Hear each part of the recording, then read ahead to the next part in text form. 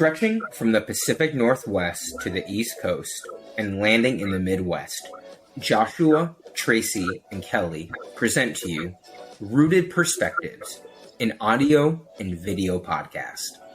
Join us while we share our perspectives on a wide variety of topics that are both culturally and socially relevant, ranging from current events, travel, technology, lifestyle, pop culture, finance, careers, and so much more. 3 diverse perspectives, rooted across the country. Welcome. Thank you for joining us here at Rooted Perspectives. My name is Kelly. I'm Tracy. And Joshua. As you can see, we have a 4th person joining us. Samuel, go ahead and introduce yourself. My name is Sam Jacomet. And he is our special guest star for the evening. I used to actually work with him a couple years ago. We did the recruiting game for a little while. I'm still in it. It was a short-lived project for him, but he's on to better things. And I just always really admired his story. He has a super unique perspective. And so I'm excited to hear more about it tonight. Sam, why don't you just tell our listeners first off, like a little bit about yourself, your background, like where you're from, your family, stuff like that. Okay. Well, I'm from a small town in South Dakota, 700 people. After high school, went up to South Dakota State University, joined the National Guard. Bopped around, bartended, and then eventually making my way to joining the Peace Corps. Okay. And that was a super interesting thing that I learned about you right away over at our place of employment, we'll say. We tell our listeners, for those of us who don't know you, and Josh and Tracy had a chance to meet you the other day, but tell us a little bit about your time at Peace Corps, what Peace Corps is, and kind of what made you want to join that. So the Peace Corps is a government program. It's volunteer-based. So when you're there in country, which they cover about 60 countries in the world and have been in over 130, I believe. It's been around since the 60s. I think John F. Kennedy was the one that started it. But so the idea is that you sign up to do a job. There's 5 different sectors: agriculture, education, health, business, and environment. And you travel over to a country that either you select or have been selected to go to. Usually you're going with a group of other Americans. You train for 1 to 3 months, and then once you live in your site, or once you get to your site, you're there for 2 years. So in my experience, it was 56, I think, of us that were there initially. I think we ended with like 37. And it was 3 months, and it's kind of like a study abroad type thing where I lived with a host family for 3 months, and then every day they kind of have like a centralized location where they do language courses and getting to understand the culture and what's going on and kind of what you're there to do. So I was a health volunteer, completely no technical practices. It's not like I was qualified to go into a hospital and start working. It was more educational based. I went to Mozambique, Africa, and their main issues my main mission was educating the population on malaria and HIV, which are very prevalent. And what did you pick Mozambique? So, no, I did not. I actually interviewed to go to Madagascar originally, and I did not get in, and so I reapplied, and I landed in Mozambique. Tracy, question? I was gonna say like kind of like how you taught them about those things. Like what did you tell them? Like kind of more of like in depth and detail of what you did exactly.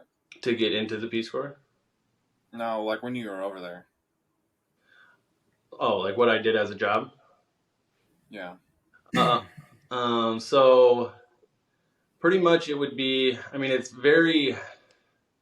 it's structured in the first 3 months. Let's just put it that way. You have a host family. There's representation from America and Mozambique. You're working alongside people full time, just getting an understanding of what you're getting yourself into. It's very glamored in the first 3 months, and then when you get to your site, reality hits pretty quickly. And you have a supervisor. There is some structure there. You have a supervisor there my supervisor was the doctor of the hospital. And then they do set you up with a family just to kind of give you some connection into the community. I did live by myself though. And so in the day-to-day, this is very loosely based, but the idea was going to the hospital. There's people sitting around. You start conversation. You gather people in a group, and whether it's malaria, whether it's nutrition or HIV, just trying to get the message across as much as possible. I think the biggest thing is integration. So integration is just you becoming part of the community by gaining trust, and I think that's the most important aspect of the job, because you can have the message and you can have the ideas, but no one's going to listen to you unless they see that you're trying. So other parts of my job was creating projects, sustainability in those projects, which required me to gain trust with people that worked at the hospital. We'd go out I lived in a very rural community, which before joining, I kind of thought that was the norm, but a lot of people are stationed in the cities or in a pretty densely populated area. But I was in a very rural community, and so we would be going on lots of walks into the back country, I guess you could call it, checking in with people that had HIV and making sure that they were taking their medication and making sure that just kind of wellness checks and stuff like that. So before you went over there, had you ever done anything like that, or like went to a country like that before, or was this like a first? Well, the only other experience I had really, I had been to the Dominican Republic in that type of setting. I mean, it was only like 3-day long thing, but through the National Guard, I did go overseas. It was never so emerged into a community. It was mostly military base to military base. So I didn't, and that's kind of where the idea stemmed from, was wanting to be immersed into a culture and really knowing what it's like to live a life like that. Was it a culture shock when you first got there? No, not really. I mean, yes, probably, but because you're there with other Americans, it's definitely a lot easier. And again, Peace Corps is they're holding your hand along the way. Like they're making sure that you're not getting yourself into too much. When I landed at my site, I immediately regretted my decision, and I don't know if that was culture shock or what, but it was something else. So, how would you compare where you were to like the culture there, the people accepting of Americans? Because our last guest speaker told us, I believe it was France and China. You get there and they're just like, it's over there. Right. Like they weren't too friendly and welcoming of like the American people. So did you go through that same thing, or were they more welcome with like arms open to you? Very arms open. They actually don't like the Chinese so much, and they don't like the South Africans so much, the white South Africans, I should say. But Americans, they are in love with our culture. Rambo and Chuck Norris and Rocky are like their favorite movies. They ask me all the time if they're still alive, and I'm like, yeah, they're still kicking. So they really do love the American culture. That's Do awesome. they think it's just super glamorous and fancy? And Yeah, definitely. If they're thinking of America, they're thinking of New York City for sure. right. So That's awesome. What's that? Nothing. I said, so they're thinking of rats. Right. So, Sam, why, like, out of everything that you could have done, especially like during, after the National Guard, why did you choose to do the Peace Corps? Were you looking to try something different? Were you looking for experience? What was your driving factor behind that? Well, I think it stems from coming from a small town and recognizing pretty quickly that there's a lot more out there. And yeah, I can just always remember wanting to explore, wanting to see another culture. And like, you don't have to really go that far to do it. I mean, being in the National Guard, going to basic training in AIT, like that was my first taste. I was 19, and you're in a group with people from all over America, and it's like, this is different. And and so I wanted more of that, and the idea, I knew the concept of like it's a 2-year thing, and you're pretty much just like out there on your own, and like that just stuck with me for so long that I just had to do it. Nice, dude. I know you mentioned you lived alone, so what were like kind of the living quarters and the living environment? So I will Condition. Yeah. So I will take that back. I actually did live with another volunteer, but it's such a unique perspective because like while you're living day to day, you're so in your own mind that I mean it truly is like you're living by yourself. It wasn't like we were doing everything together and everything was hunky dory. We're just the two white guys hanging out in the community. He was a teacher, I was a health educator, and it was very like getting through the day on your own. And but the living quarters be like a traditional house, not a traditional house, a cement block house, but better than most conditions in the community that I lived. So Better than no cement block right. house. So like most houses are mud huts with straw roofs, and then tin, and then a lot of tin houses as well. Interesting. What was like the most challenging thing, like when you got there and like through your time there? Well, so lots of challenges for sure. I think the first one would be the language barrier.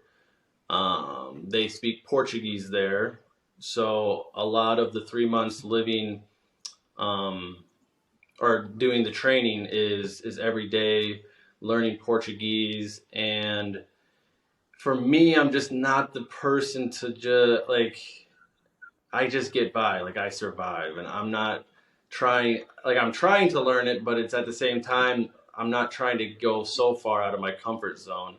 And so that mentality just did not help me in integrating into my community.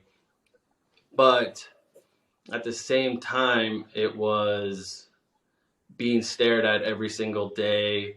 Let me go back to the language. During training, you're like taught proper Portuguese. And so you're learning that for months and months. And then I get to my site, and it's almost, I guess I would compare it to like somebody from the UK, it's almost like going and you're in the first time you ever learned English, and you're going to West Virginia, and you're like the whole slang and everything. You're just like, what is it? Like, what are they saying? Like, it was just really hard to pick that kind of stuff up for me. So But that was the first challenge. The second challenge is being stared at, and my personality is more introverted, I guess you could say. So to be good at being a volunteer, you just got to put yourself out there, and being in uncomfortable situations. It just took me a while to get to that point. Did you learn enough Portuguese to kind of? Oh yeah, No, yeah, you have no choice. It's you become fluent, and you learn all the in and outs of how to say things, and then on top of that, what really got me integrated into the community was trying to learn local language. So there's like 80 some different local languages throughout the country, and that was one thing that really kind of gave me a badge of honor, was that every time that, because everybody greets each other, it's always good morning, how are you, this and that, and I would always, and once I was able to learn the local language, I could get I learned like 5 things, and I could get somebody to believe that I was fluent in local language, like, which was fun. I mean, it was a fun back and forth cultural exchange, and so it was like that. Is there local language, like kind of like when you go here to America and you go to like South Alabama or Georgia and they got that southern Well, so that drawl would be type like thing? their Portuguese. That would be more like their Portuguese. Their local language is like completely unique to them and has no connection to Portuguese whatsoever. Interesting. That's crazy. But they don't teach you that. They teach you Portuguese. No, they teach you Portuguese. And that's what they're supposed to teach in the schools. And this is another thing that I noticed in Mozambique, is like the kids in home, they learn their local language, and they don't really learn Portuguese until they're like 10.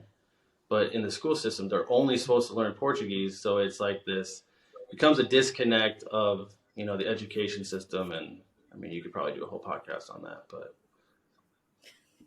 So, what about the cost of living? Like, what does $1 equate to that currency, and what can that get you there versus here? Okay, that's a good question. So, for example, as a Peace Corps volunteer, they give you just enough, not just enough, they give you enough to comfortably live, I would say. I had a little saved, and I probably went through all of it, but I got about $200 a month to live. A dollar a beer, I would say.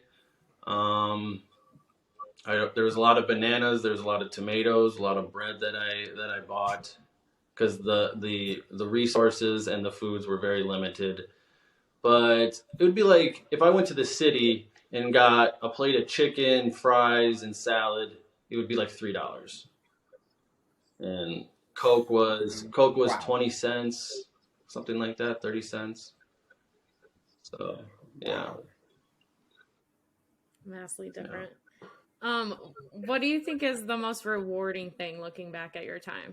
Well, the rewarding part was getting through it all. I mean, not only getting through it all, but getting through it all with the mindset that I had going into it. So, like, the idea is, I'm going to save the world, and I'm going to make a difference, and I'm going to do this, and I'm going to do that, which I did not save the world or anything like that. But, and I don't think I made much of a difference.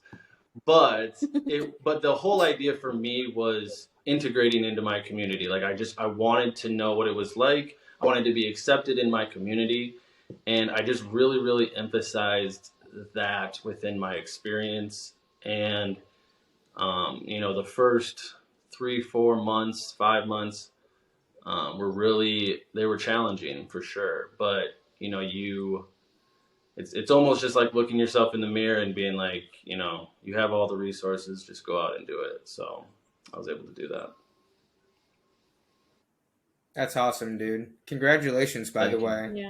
Yeah. Some people do the military, some do the Peace Corps, other people go to college, and we all do our own thing to find our own cause and purpose. And I've never actually met someone that's done the Peace Corps. So it's nice to see someone actually get out there and be able to share their experiences with me about Definitely. it. Absolutely. So I know obviously during your time there, your mindset had to change. But apart from that, like now that you've obviously been back home or have grown, getting older, whatever, Whatever what this do thing you, what is, do whatever this you, thing we're doing. living life, adulting, what do you feel like you kind of took away from that experience that you can use, or like what were some, maybe some changes that you saw within yourself? I think what I've found, and I feel like I'm still discovering, is just a sense of calmness. Like, I built up so long in my mind of doing the Peace Corps, and maybe it's your 20s going into your 30s, or, you know, there's probably many factors in this, but I feel like I was always chasing something before, and now I'm here. And even though I'm still chasing and I'm still trying to better myself and all those things, there's not that urge to like, hey, I want to go out tonight, or hey, I want to do this. Like, I did it. I chased all the dragons I could there, and I think I did it for a lifetime. I felt like I did it for a lifetime. So, I just feel a sense of calmness, a sense of content. At the same time, day to day life is, it's always a challenge. It's always trying to find the right thing, but If you could go back and undo the time that you did, would you have made a different choice? Or would you still keep doing, knowing what it's like now, what you did? oh yeah, no regrets at all. Absolutely not. I mean, everything that is my life now is based off of that experience, and yeah, I definitely would not change it for the world. So tell our view, you didn't walk away from Mozambique No, I did not. empty-handed, we'll I did not. say. So tell our viewers what you brought home. Well, outside of great adventures and experiences, well, I'll tell you a story. How about that? I'll try to tell it through a story. So, Okay. so as I'm starting to crawl and starting to walk through my experience, I'm starting to get comfortable. I remember it was like April of 2018, which would be like almost like the year point of being in country, and about 9 months of being through my 2 years. And I felt like this, like, okay, like a weight off my shoulders, like, okay, I'm gonna do this. Like, I can see the light at the end of the tunnel. Like, it's not gonna be that bad. And so I was really able to start growing, like, or the idea of what I had before I left. So in May of 2018, my best friend from the States actually came to visit me. And we went down to Maputo, which is the capital city of Mozambique. It's the most developed. It rivals a modern day American city here. So he got there, we met, it was adventure after adventure. We went to a music festival. We're drinking from noon to 4 in the morning. At the music festival, he runs into this local fashion designer, and she's doing a photo shoot the next day. And he's all like, I got the perfect model for you. And I had this big beard, long hair. And, I'm sitting there at 3 in the morning like, yeah, let's do it. Let's do it tomorrow. And it's supposed to be at noon. So, the next day we wake up, all right, let's go. Let's start going. So we do that. We move off from Maputo. We go up the coast. We go on the beaches. Again, adventure after adventure. We hitchhike all the way up to where I lived. So I showed him where I lived. And then I sent him off. And, after that trip, really solidified, like, yes, I'm doing something right. And I was able to show my best friend, kind of the time of his life. So anyway, fast forward 3 months later, and a couple of my buddies that I'm volunteering with were meeting up in the middle, or it's the middle of our service. So this is the year mark, and everybody comes back from the country. The country is like Southern California all the way up to the tip of the Washington Canadian border. So everybody comes down to Maputo to come together, and we have like a 4-day conference. Me and my buddies came in like the weekend before, again, adventure after adventure. And so the longer that you're in Maputo, because Maputo is like the hub, you find new spots to hang out and really cool places. So we knew that Sunday, when everybody was coming, there was live music at this bar. So we're like, yeah, let's get everybody gathered up. Let's go to this bar. And so we're just doing our thing. It's amazing moment after amazing moment. And I'm sitting there talking to somebody, and I see that local fashion designer walking by, and I grab her arm, and it ends up being my wife. That's who my wife is now. So that's how we met, or that's how we started. The journey was from that August. So that's what I brought back, was my wife. Did you end up doing the photo shoot hungover? Yeah. It was like a 5-hour photo shoot. It was ridiculous. Yeah. It was like me. There was like 2 or 3 Europeans, and then 3 or 4 Mozambicans, and then me. And yeah. But yeah, I was very hungover.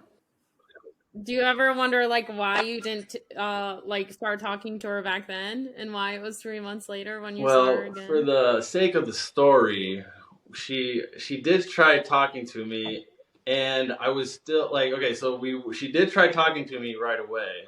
And when I saw her at that bar in August, she was actually staring at me and pissed off at me, and because I told her that I would tell her the next time I was in the city.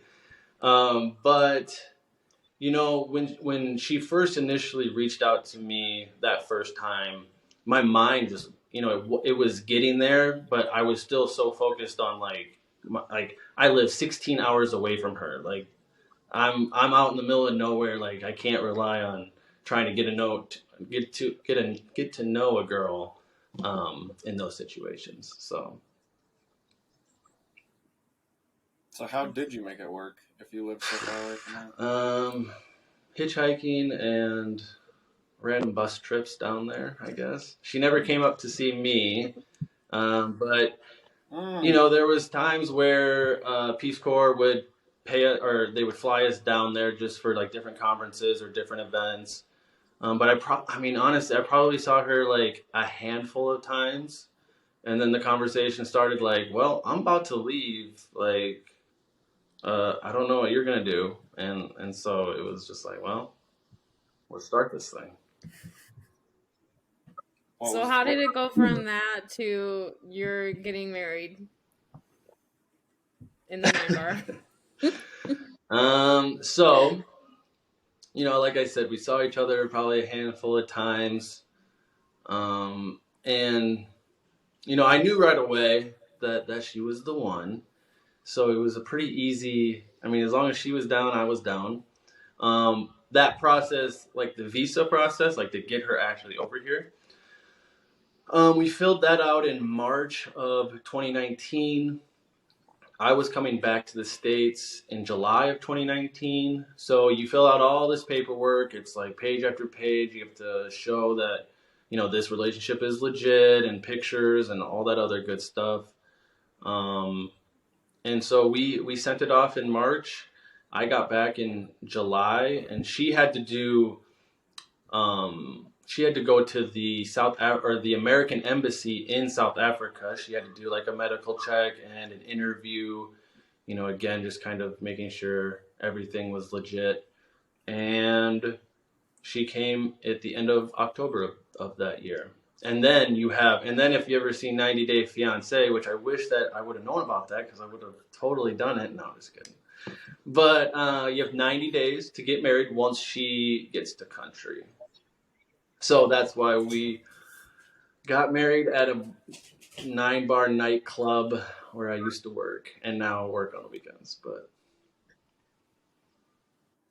it was very formal. What would have been the difference if you got married there instead of here? Well, it just wouldn't be recognized here. She wouldn't be able. She would have to come on a different visa in order to come here, and then it's not. And then it's a 6-month visa, and then she'd have to go back. It would be a lot more complicated to stay in a relationship. Yeah. Okay. And how long have you been married We now? have been married. We just passed our third year. I almost got messed up because it's 2023. Yes, the third year. And we have, and I guess we can just add that I am now a father as well. And in five Heck days, yeah. it'll be a 1 year old. So, yeah, How was that? thank you, thank Congratulations, you. good sir. That's Congratulations. so sweet. Is it a How boy was that? It is or a a girl? girl. Her name Name. is Margaret Beatrice, and that would be my mother's middle name and her mother's first name, but she goes by Mary B. Okay, That's I so like cute. it. How has being a dad changed you? I would say, I mean, obviously it changes you. Time is a much of a factor. I wake up at 5 in the morning now just to avoid having to wake up with her because once she's up, it's 24/7. So schedules change, day to day routine changes. I think introspectively, there's not only raising somebody in America, but balancing Mozambique is something that my wife and I really, we want her to know that side of life, and it's just, it's almost diving into what it's like to be Mozambican and diving into the history and being able to have those resources for her when the day comes where, why is it like this and why is it like that? There's so many different factors when you're raising a child in America and they see that versus when they go to Mozambique and it's completely different. So For it's just sure. those type of thoughts and trying to educate myself. So, living where you did over there with the Peace Corps, what would you say was the most beautiful thing that you saw from landscapes? Like, what was the landscape like? Because I'm from Oregon. Well, I'm from Sioux Falls, but I live in Portland, Oregon, where everything is green almost year round. So, what was your favorite part about living there? Well, the country of Mozambique is very, very beautiful. It has almost every single type of terrain. Um, where I lived, it was mostly farmland actually. So it wasn't so much. There was a river right next to it. I went there frequently. But my favorite landscape or terrain of Mozambique, the beaches are like untouched, absolutely beautiful. Um, and and they have mountains, they have desert, they have almost like a red rock type landscape as well. But the beaches they're hard to beat. Mhm. Awesome, dude. What kind of tips Um, would you have for someone that wants to like travel abroad? Sorry, Kelly. you're okay. Um, you know, I think it depends on your experience as a traveler. If you're trying to go somewhere like Mozambique, I would totally do it in a structure with a structured entity so that you're able to navigate things a lot easier. I mean, just like flying there and just going there and trying to navigate that world. I mean, it's can be done. It's not impossible, but I feel like you'd get much more out of it with a guide, with like a church, or with again Peace Corps, or there's so many different organizations out there that you could get the tourist side and maybe get to know the people. When you said that the landscape and the terrain, like the only thing I could think about was how beautiful the people were. Like it was just so amazing to be able to go up to anybody. Didn't hurt that I was white and they were interested already, but I could have any conversation I wanted with anybody and it would like just make my day, like just every single time. So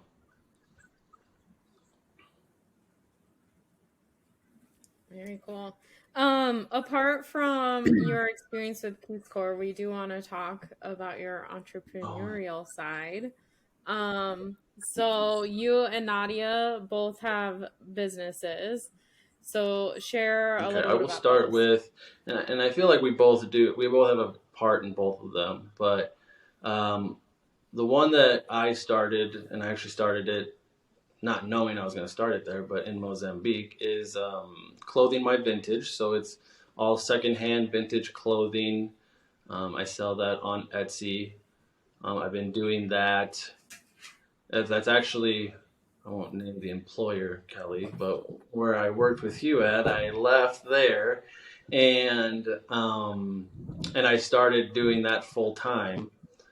Um, and so, that's just, going to Goodwills, going to thrift stores, doing research on, I mean, you don't have to do too much research when you see an old school 90s starter jacket. I already know that's worth it.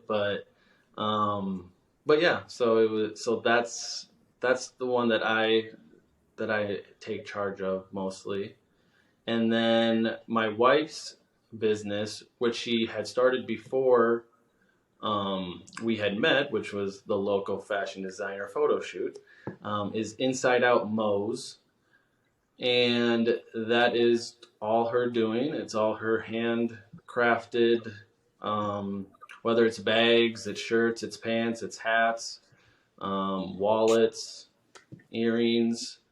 It is an African. It is a African print. There's an African print pattern that has thousands of variations. So we try to incorporate those variations into modern day clothing, I guess you could say. I think they call it contemporary fashion, but you'd have to ask her. Very What's cool. That's And on that's on Etsy as Etsy well. as well. Okay. What's the coolest piece you've found and like flipped? So I was looking back.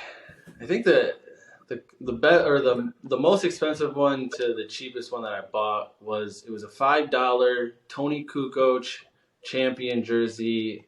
It was their alternative jersey, so it was a black jersey, like looked brand new. I bought that for $5 and I sold it for $200. And then, but like, I think the craziest like offhand thing that I found was like I was in a Goodwill. I was in Sioux Falls, and you go through the men's section, you go through all the shirts. Okay, yeah, okay, there's nothing. And my wife was like standing over by the shoes, and I just like and there's like all these women clothes, and I just like look over, and there was 4 T-shirts there that seemed really out of place. So I looked at those T-shirts, and I haven't sold them yet, but they're all worth over $100 for sure. But it was one Papa Roach, 2 corn, and then the fourth one was it was one of those like rock hard 90s bands, and they're like the authentic. You can authenticize them by like they have years on the image, and then the tag lines up with like a vintage tag. But that was pretty offhand right there. So yeah, That's pretty cool. Probably cooler to me because I know who they are. Yeah, y'all are speaking of different. Well, I knew my cousin was into him, so I'm like, yeah, that's 90s right there. That and FUBU. Yeah, Damon like Johnson, right? Yeah, Fubu. What piece of advice would you give somebody starting their own business like that? Well, I think, there's so many avenues nowadays. Just like start something that you're passionate about. I mean, then it's not really trying so hard. I mean, for me, I walk into a Goodwill and I'm just like there and just like a video game, just hooked and like, where am I going to find? What am I going to find? So it's really easy for me. And for my wife, it's just something that she has a passion for. She has a passion for fashion that grew out of not having the clothes she wanted in the stores that were available in Mozambique. So it was just her doing her own investigation and her getting that passion and just moving forward with it. So sometimes you do it out of necessity, and sometimes it's just something that you grew up with and you want to explore. That's awesome. Well, we'll definitely have your guys' business links down in the description on YouTube or Yep. YouTube Live, by the way. We'll have it on We'll have it on Facebook. Awesome. We'll have it on everything. So Tracy's the party, the life of the Yes. party because he's Always. alive. yeah, that's me. All right, we're gonna do some rapid ready. fire questions. Are you ready? I think Kelly should kick this off.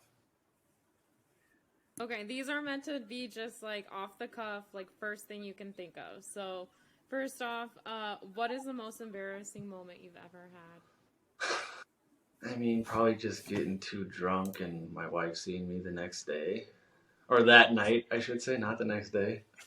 There is something that does come to mind though. It's kind of a story, but when I was going overseas, I was a puny E3. It's the lowest of the low, and it was like the month before we were supposed to go overseas. There was like a family get together, and I had drank the little bit too much the night before, and I asked my sergeant, I asked my supervisor, hey, like, can I go? Because this is stupid. Like, my family's not here. I'm gonna go. So he's like, yeah, that's fine. So apparently I got promoted that day and wasn't there to receive it. And so then a couple weeks later, I go up to like my boss, and he's giving me a counseling statement. And being young and naive, and I think just a small town kid, the counseling statement said, you did not let anybody know that you were leaving. And I go, no, like I told my sergeant, I told my guy. And then he kind of connected the dots. It didn't take me out of getting in trouble, but then they call it a blue falcon. But yeah, I got my sergeant in trouble, so that was pretty embarrassing. That's the one thing about the military that I do not regret ever dealing with is their way and ideology of punishing people. I feel is so outdated. Like, you're in a group of people, one of them messes up, God forbid, next thing you know, my Saturday's taken away. And they're all like, you got your buddy system, do this. And I'm like, how can I be my own person if I'm babysitting another grown-ass adult? Right? And I hated how they did it all the time. It was someone got a DUI, you call in the whole company, and everyone's weekend's just gone, done, someone effed up, and you all know what's coming That's next. accountability 101 right there. All right, what's the weirdest food you ever had? Probably goat stomach twisted, or it was almost like a pig's in a blanket. It was like a goat stomach, and then the intestines wrapped around it. That was probably the weirdest. There was some rat. There was some charcoal rat, but I refused to try. So that probably would be number one. So would you rather eat that, or our last guest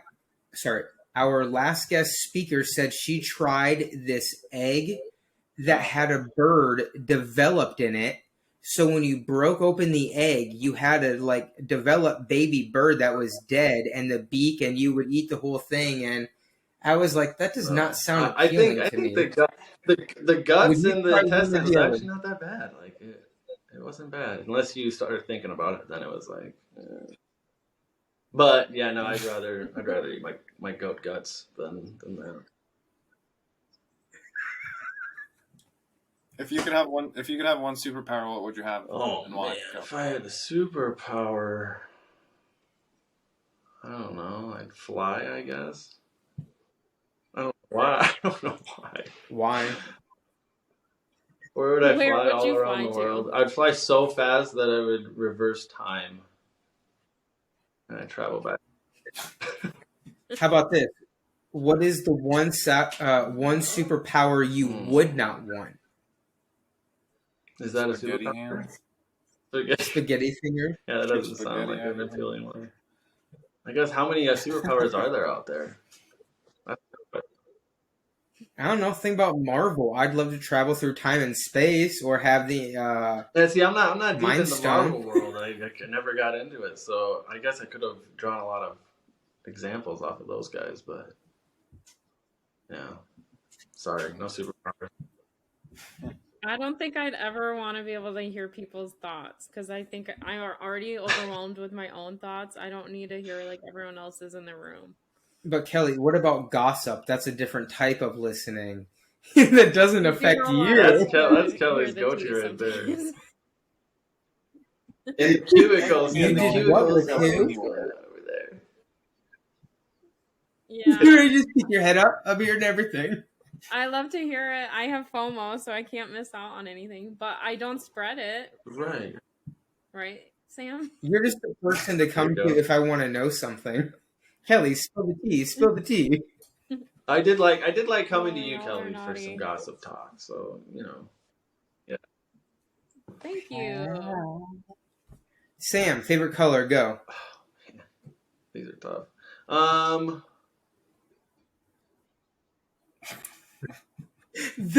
These are tough. These are hard. I feel like there's an answer there, but like I don't know, green. But a specific type of green, Okay. like a mint, like a dark mint green. They may have another name for that, but that's what I'm going for. Tracy, that's like a dark turquoise. I think it's turquoise with a nice creamy yellow, the shirt that he's wearing. Yeah, that makes sense. Another question. Are you ever gonna grow your No, long because hair and I'm beard in the back? National Guard and I can't do it in a month. It took me 3 years to get that. Not with that What's attitude. I said not with that attitude. Well, they are allowing a lot more Tracy. different things in the military nowadays, so maybe I can get some type of profile to allow me to not shave, and I think I could. Honestly, I think I could. It's funny too, because like we deployed with the SEALs and they all had beards, and I'm just like, you There you go. bastards. Yeah. Tracy, how long did it take you to grow this out?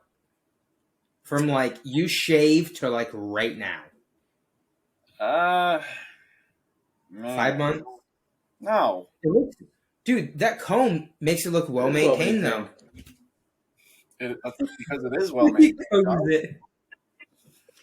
Speaking of drinking, Sam, what is your best go-to drink? Like, when Well, you're I'm an IPA guy. Whatever.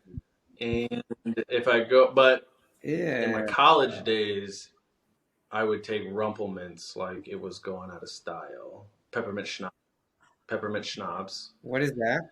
And now I'm kind of leaning towards tequila.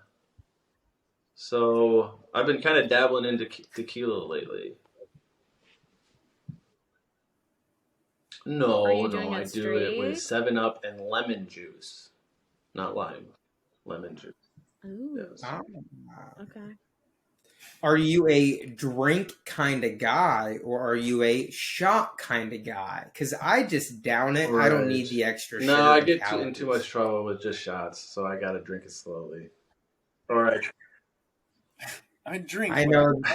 I've been there with Kelly. Kelly, have we been there? I mean, I'm pretty sure your first week I took you out. Remember yeah, we that were was on the just patio at casual, BB's? though. Like going to town. Yeah.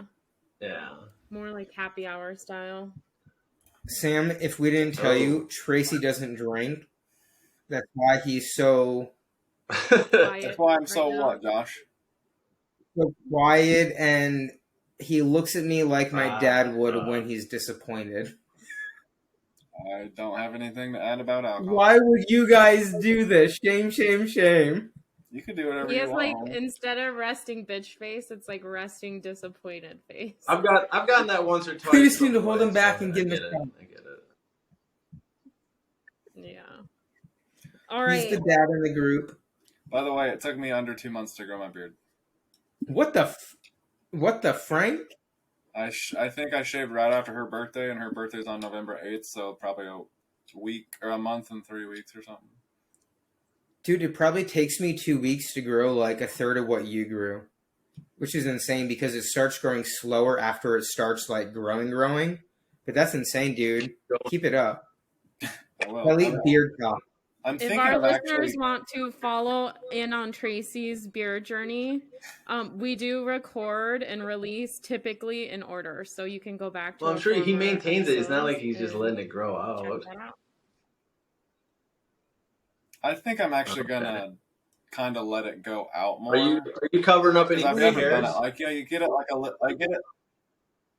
I have got some gray hairs. I've lived a very stressful life. Tracy, have you shaved your beard since we started doing this podcast 6 months ago? Yeah, I literally just told you I started growing this out in November. Oh, wow. Sorry, man. Well, that's good for you, dude. James gets little peach fuzz here and not like right here. So not a Yeah, cool my brother did that too. But yeah, you can follow me at tracysbeardjourney.com. Not a real site. All right, let's wrap this up. Yeah. Lastly, Sam, we want to hear what is next for you. Obviously, Yes. we just celebrated New Year's. So do you have any New Year's goals or resolutions or what's I next? try not to have New Business Year's plan. resolutions just because it's like we should just be doing them anyway. But I guess in the coming months and years, hoping to get back to Mozambique. We did visit. My wife and I visited last year. Hoping to go again this year. I am in the National Guard. I am going to be an officer. Most people probably doesn't know what that means, but I am going to be starting school in regards to that in March. So, I'm just trying to progress my career, progress my personal development, and just become the best me I can. Yes. As we all should. I don't think there's a Absolutely. better note to end on. Well, All Sam, right. thank you for being on here and sharing your journey, dude. Like, it's been cool getting to know, one, about the Peace Corps, two, the country that you did your work in, three, the work that you did, and also to end it, like, your story with meeting your wife and where you are now. Like, it's really, like, it really is eye-opening, or ear-opening, I guess, to hear someone else's experiences like that. Not everybody gets that, and not everybody has the courage to do that type of commitment. So thank you for doing that, being a volunteer and trying to make the difference in the world. All right. And I'm going to check out your site. I'll send the links. Yes, we will check those out. Awesome. We'll include the links, and we appreciate you being on. Thank you. Nice. Yeah, buddy. Great meeting you, man. Later, guys. Bye. Have a great night. Take care, bro. Bye. Thank you. Bye.